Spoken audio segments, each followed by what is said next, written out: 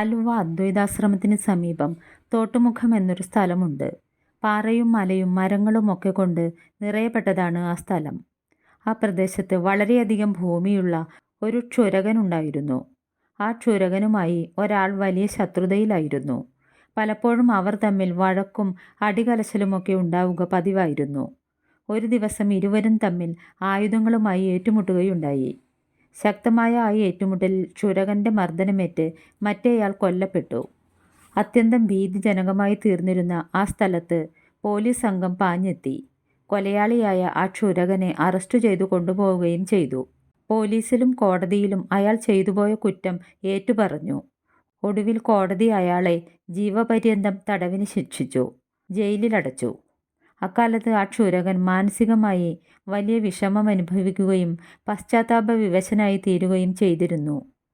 ജയിലിൽ അയാൾ എല്ലാവർക്കും ഒരു സഹോദര തുല്യനായിരുന്നു. വളരെ കുറച്ചുകാലം കൊണ്ട് അയാൾ ജയിൽ ഉദ്യോഗസ്ഥന്മാരുടെയൊക്കെ സ്നേഹവും വിശ്വാസവും പിടിച്ചുപറ്റുകയുണ്ടായി.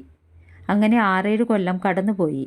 ആ ഇടയ്ക്ക് ചിത്തിര തിരുനാളിൻ്റെ പിറന്നാൾ പ്രമാണിച്ച് ഒരു തടവുപുള്ളിയെ മോചിപ്പിക്കാനുള്ള അവസരം വന്നു ചേർന്നു. അതിനുള്ള ഭാഗ്യമുണ്ടായത് ആ ക്ഷുരകനായിരുന്നു.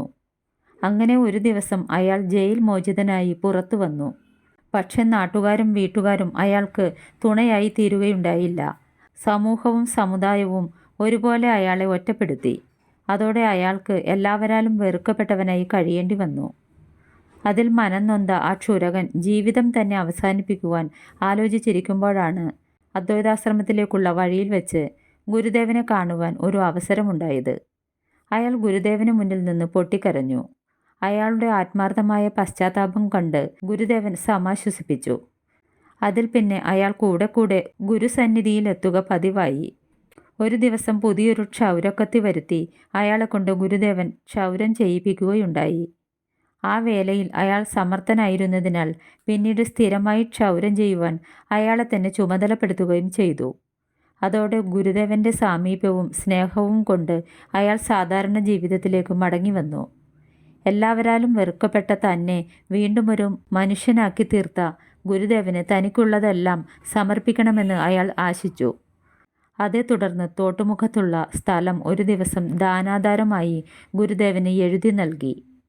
കാട്ടാളനായി കഴിയുകയും പിന്നീട് സപ്തർഷികളുടെ അനുഗ്രഹം കൊണ്ട് താപസനായ മഹർഷിയായി തീരുകയും ചെയ്ത വാൽമീകിയെയാണ് ഗുരുദേവൻ അപ്പോൾ ഓർത്തത്.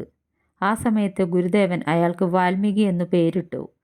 പിന്നീട് ആ പേരിൽ അയാൾ നാട്ടുകാർക്കെല്ലാം പ്രിയപ്പെട്ടവനായി തീരുകയും ചെയ്തു. ആ സ്ഥലമാണ് പിൽക്കാലത്ത് വാൽമീകി കുന്നായി തീർന്നത്.